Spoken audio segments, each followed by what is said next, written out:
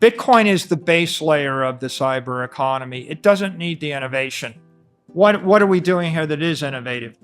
Well, the explosion of ETFs wrap Bitcoin. It has brought the premise of Bitcoin, or the promise of Bitcoin, to somewhere between 50 and 100 million beneficiaries in the past 2 years. That's innovative. $150 billion of capital has flowed into that.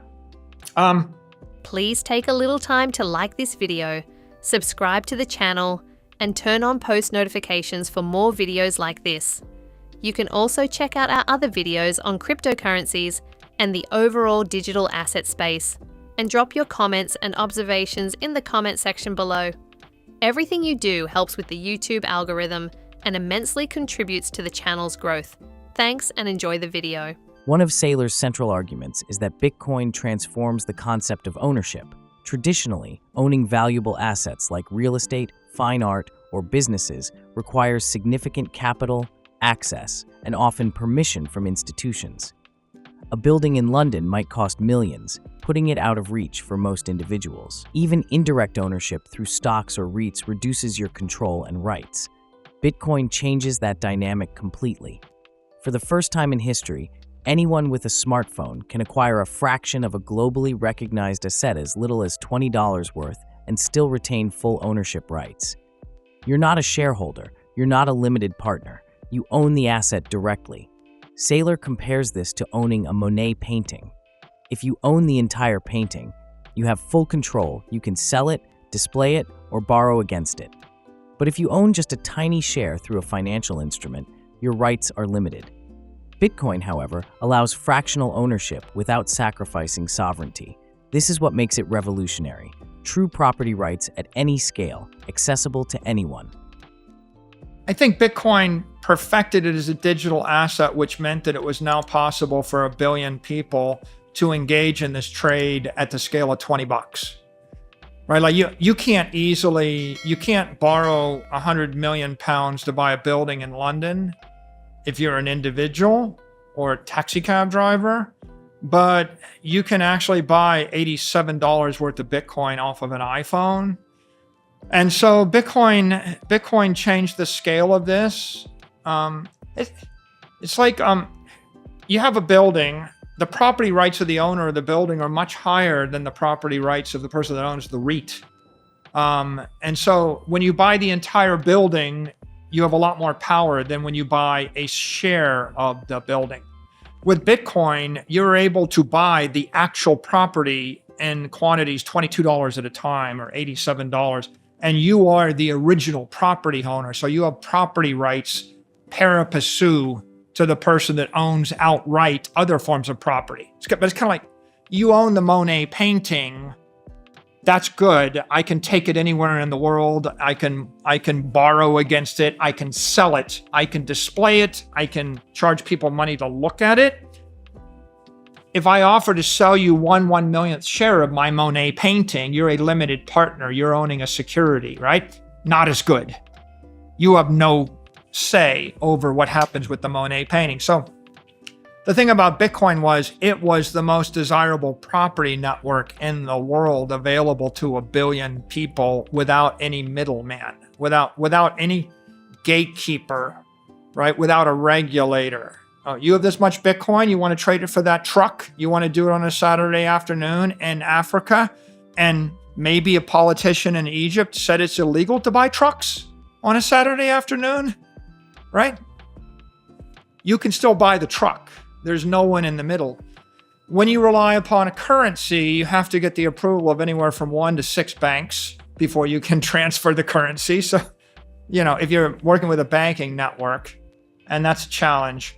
And when you own other forms of securities, there are always securities laws.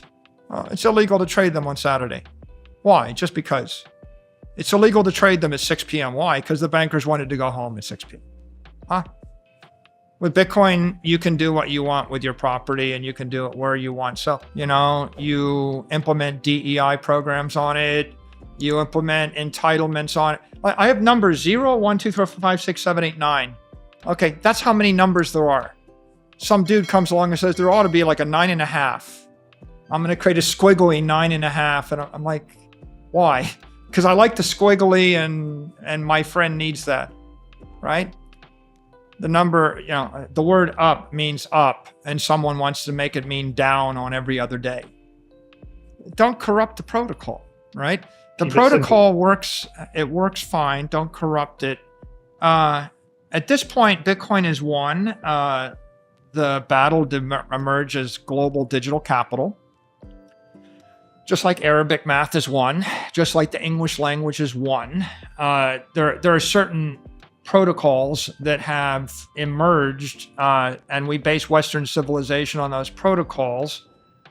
And Bitcoin is one of those protocols. The biggest risk to Bitcoin is bad ideas driving iatrogenic protocol proposals. It's like somebody wants, it needs to go faster. We don't have enough bandwidth, right? Remember the block size wars. Have you gone to Clark Moody's dashboard in the past week? If you go to Clark Moody's dashboard, the average Bitcoin transaction cost 32 cents, and the cost, was 1 sat per VByte for instantaneous transaction, 1 sat per VByte for hour transaction, 1 sat per VByte for a transaction this day, 1 sat. But literally the lowest measurable transaction fee on the network. And this is 10 years after the block size wars.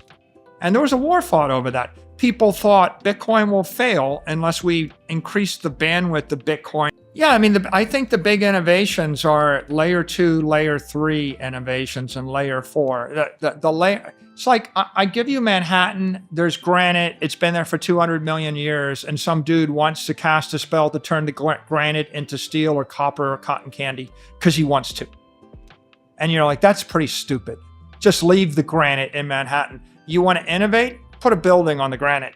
You want to innovate some more? Change the building. You want to innovate some more? Put a company in the building. You want to innovate more?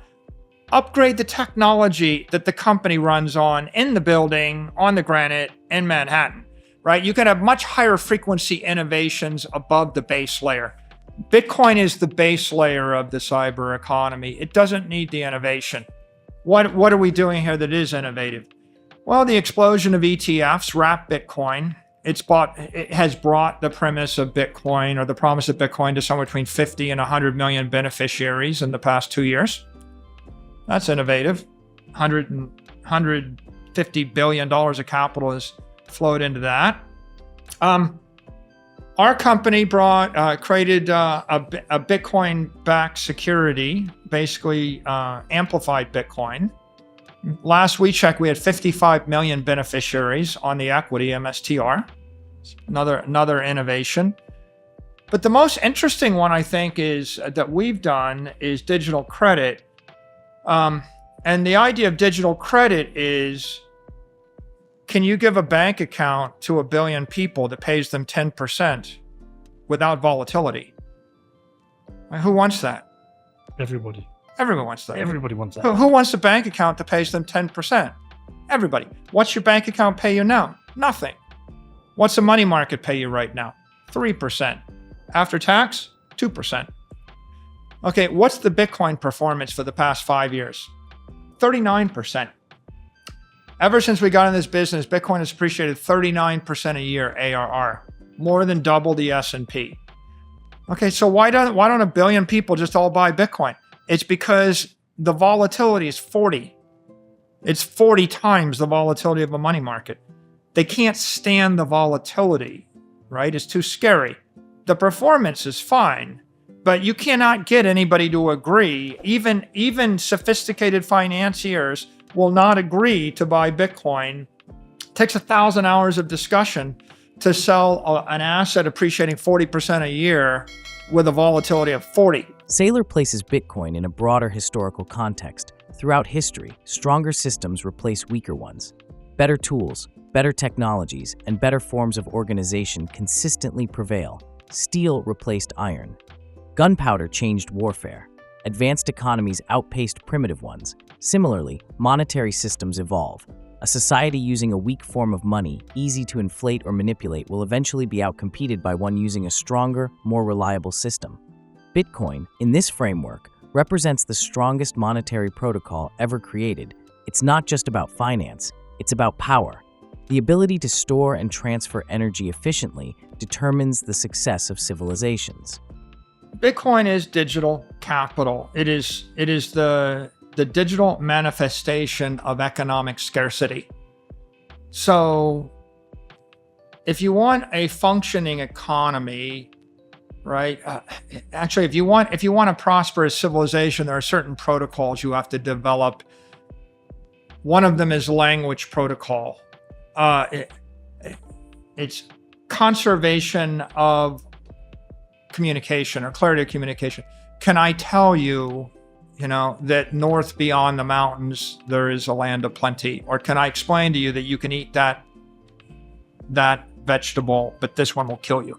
You need a communication protocol, and it needs to be conservative. That is to say, if I tell you that's good, but I really meant bad, and if I tell you this will kill you, but I'm lying to you, the civilization breaks down, right? You have to have communication protocol with integrity. There are many, but whichever one you settle upon, in this case, English, which is what we, for the most part, settle upon, it needs to have integrity.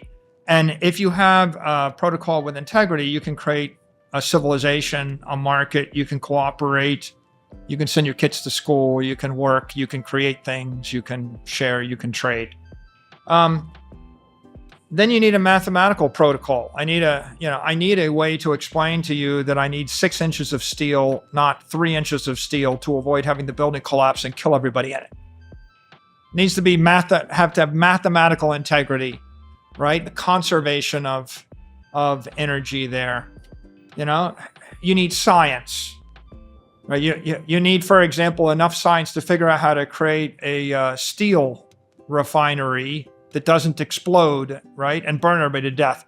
And if you figure it out, then you can create guns. And if you figure out the guns and you figure out the germs and you figure out the steel, then maybe you're going to actually rule the world. So scientific protocols, language protocols, mathematical protocols, these things matter. But what if you want to be rich? Why would you want to be rich? Well, because if you don't have economic energy stored up, then on the day you lose your job, you starve to death. Or you would like to be able to store enough food so that if you have 1 year of drought, you don't all starve and die. Okay, so you need to be able to store energy. Animals store organic energy via fat. Fat is organic energy and organic battery. If you take away the fat, you're a type 1 diabetic. You go without eating for a week or two and you'll be dead. Societies store economic energy with what we call money. Maybe we call it capital. If you're a capitalist, you have enough money to live for 10 years without working. You can take a long view. You can actually posit that in 7 years, when the building is finished, that might be a profitable endeavor. If you don't have any capital and if you stop working next week, you don't have any money, and then your kids starve to death, you don't have the luxury of making long-term investments or dreaming about the future. You're never going to build a bridge or a building or a hospital because you just don't have the excess energy to do it. So why Bitcoin? Well, all civilizations, they have a protocol, and I think the history of civilization is the most powerful ones displace the least powerful ones. This is almost a tautology, right? Who won? Oh, the most powerful nation won. Well, how do you define power? The ability to channel energy. Okay, so why would a nation that was on the gold standard be able to displace a nation on the glass bead standard? Because glass beads are stupid, because you can manufacture 1 billion trillion glass beads and you can buy everything in the country on the glass bead standard, take it all for a nickel, and then you own them. And on the gold is not easy. You cannot manufacture 1 billion trillion ounces of gold, quickly in an afternoon. There is no gold factory. So the nation on the more powerful protocol displaces the least powerful protocol. And it turns out that bow and arrows are better than fists, and bronze is better than wood, and iron is better than bronze, and steel is better than iron, and explosives are better than steel, and cannons trump, masonry. And, if you study what happened in the New World when the Spaniards showed up, the fact that they had explosives and they had gunpowder and they had steel was very helpful. So Bitcoin simply represents the highest form of capital that the human race has yet to discover. We've been on a journey, and gold reached it reached a stable point, and it was the highest form of portable capital for a while. But in the 20th century, gold wasn't fast enough. It was too slow, too heavy. And if you can't move capital back and forth across the ocean 14 times a day, you cannot do high-frequency international trade, right? So gold didn't keep up with the speed of the modern economy. What we wanted was a digital gold that we could actually move back and forth. And so how do you send $10 billion from here to there in an hour? I can't move a building. I can't move land. I can't move $10 billion worth of oil. Doesn't make any sense. I need a very dense, efficient, stable form of capital I can move. Bitcoin was born out of this idea of a peer-to-peer cash system. If you study the history of economics, cash settlement meant that I showed up with a container full of gold bullion or gold coin, and I traded it to you in return for whatever goods you had to sell or for your credit paper. And so the idea of Bitcoin was, how do we settle our differences with something of global universal value? And why did it succeed? Because it was the best engineered network to do that, the most secure, the most reliable, the highest integrity one, the hardest one to hack, the one that was hardest to break, something that was stable and robust. It's like, why did Arabic numerals replace Greek or Babylonian or Roman numerals? Because Arabic isn't the first. It just happened to be the best, and when it came along, it totally obliterated all other mathematical systems because it was the most stable and the most rational and the most efficient. Bitcoin has done the same thing in the global capital markets. It's something that everybody can agree on. You can trade it. Yeah, you can peer-to-peer trade it between millions and millions of people. You can trade it on thousands of exchanges. It's got integrity, and it's thermodynamically sound. If you wish to build something that'll last for 100 years, you need to know that it'll be stable for 100 years. And that means the materials in the building can't rust over 100 years, right? Finally, Saylor explains why Bitcoin, out of all digital currencies, has emerged as the leader. It wasn't the first attempt at digital money, but it was the best designed. Bitcoin succeeded because it is highly secure, decentralized, resistant to censorship, economically sound. He compares this to the adoption of Arabic numerals. They weren't the first numbering system, but they were the most efficient and eventually replaced all others. Bitcoin, he argues, is doing the same in global finance. It has become a system that millions of people can trust, use, and build upon.